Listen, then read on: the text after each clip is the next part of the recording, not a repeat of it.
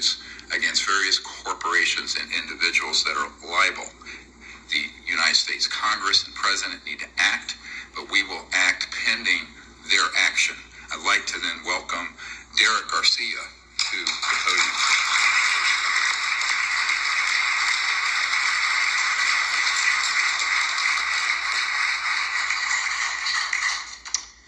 Good afternoon. My name is Derek Garcia. I'm a civil rights attorney from New Mexico. I've been in practice for 13 years.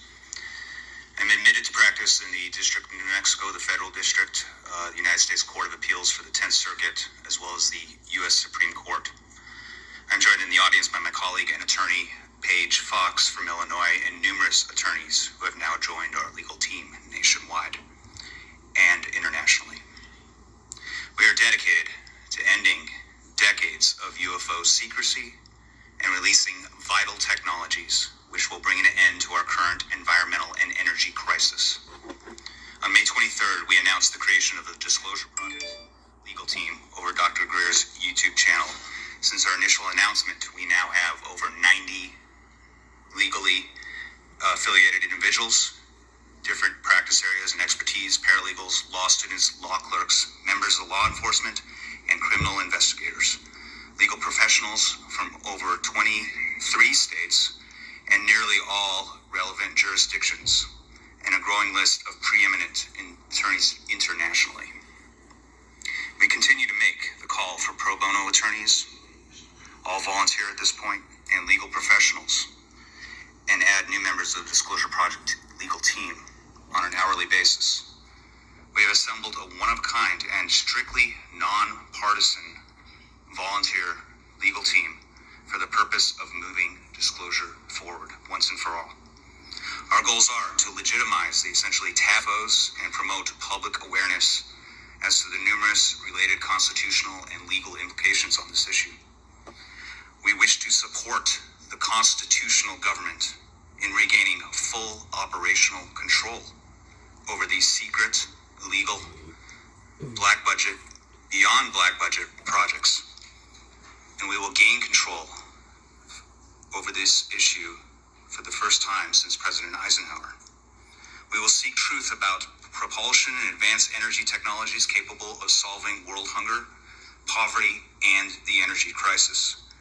We will seek justice for those who have been harmed by non-disclosure and technology seizure through filing civil RICO actions, Bivens claims, and numerous and multiple legal theories aimed at getting to the ultimate truth on this issue.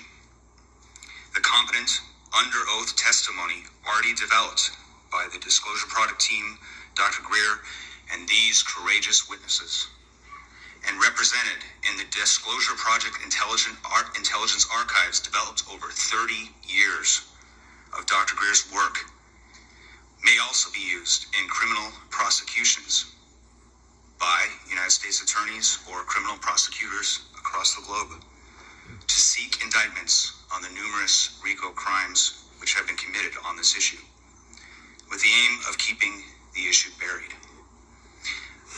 Just a small sample, and I know we're short for time, of the crimes that are directly related to this issue.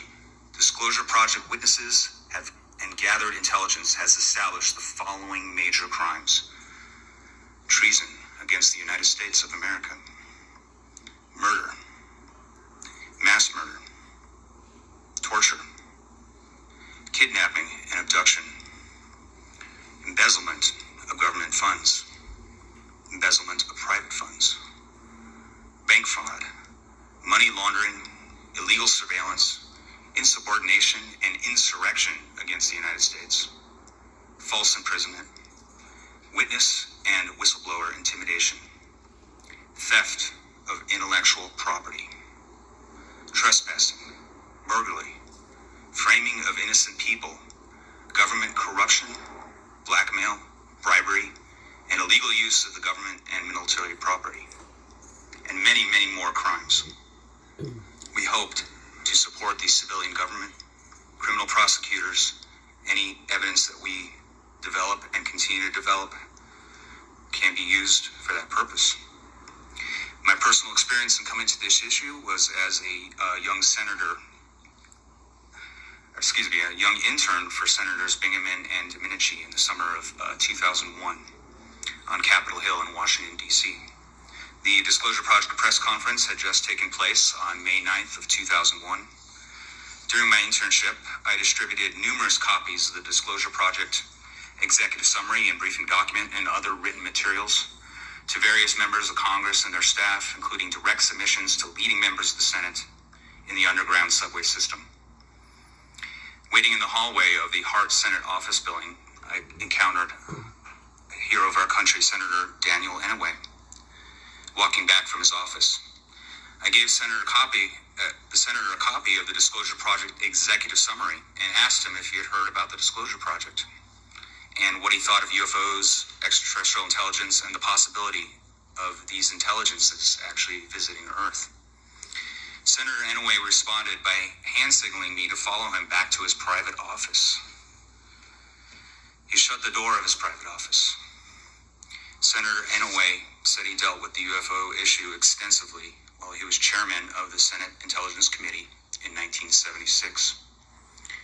Senator Inouye confirmed that he had seen the May 9th, 2001 Disclosure Project press conference here at the National Press Club, and that the testimony provided by those courageous witnesses at the time was substantially accurate and correct, based on his direct experience and briefings on the subject.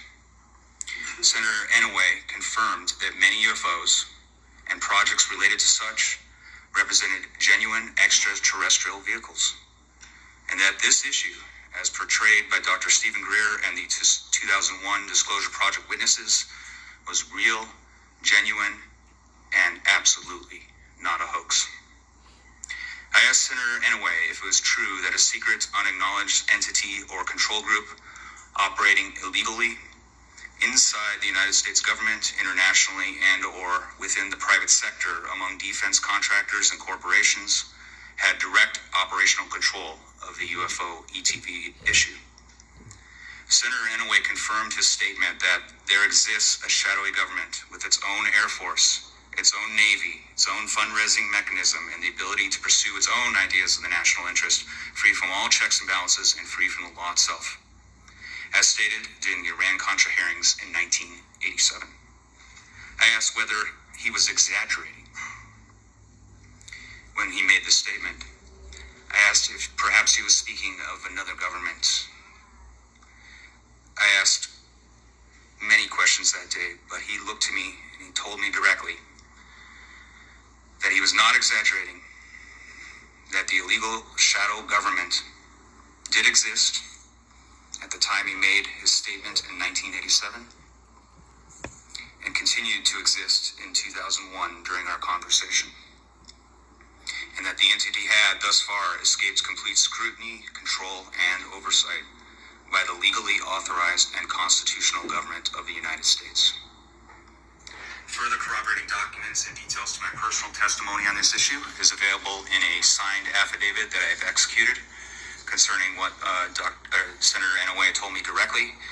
For members of the media, I can definitely get you an electronic copy. We encourage you to join our legal team by visiting... So, all this is true, and he turned all this information over to Congress. So if they don't act on it within 6 months to a year, something has to happen.